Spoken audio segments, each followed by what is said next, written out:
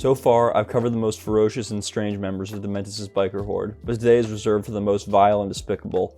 Rizzdale Pell is perhaps Dementis' nastiest lieutenant, though is considered competent enough by his boss to be high-ranking. Before the world fell, Pell was a priest, and his name is based on two notorious Australian priests involved in heinous scandals. He was an egotistical creep who committed heinous crimes while considering himself untouchable before getting caught. Lakey Hume's stunt double said the full backstory was too disturbing to repeat. He does seem to retain some pride in his former position, as he wears a sacred heart emblem made out of keys on his chest, another source of abuse scandals in Australia in real life. Early versions of the character by Dane Hallett were skinnier, with a missing leg, electric saw attachment on his arm, and a connection to the Happy Clappers cult I described in the past. This rendition leaned even more into the religious aspect, including more distinct robes than the jacket he has in the film, and Dane Hallett described his build as one with the vibe of a praying mantis. In the final version, it seems that he is in charge of the Rue-billies, since they report to him when capturing Furiosa. Pell is selfish enough to try to take credit for himself while leaving Tojan to bleed to death. While not demonstrated in the movie super clearly, Pell is exceedingly violent, even amongst the biker horde.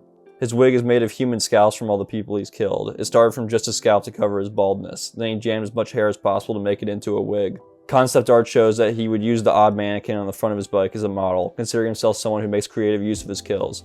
I believe there were some claims that he was the original leader of the Rock Riders from Fury Road, adding to why they turn on him at the end of Furiosa.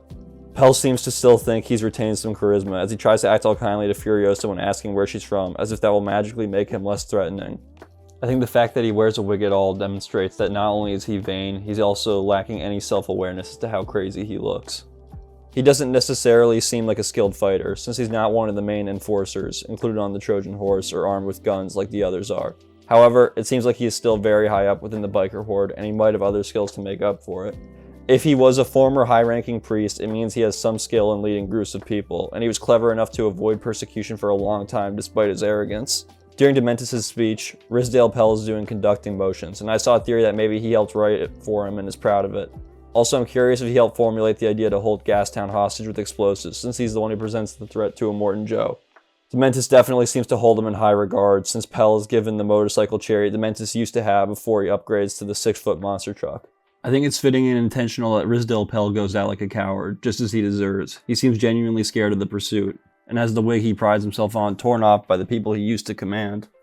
My next video will be about another one of Dementis' nastiest lieutenants, this time Mr. Norton.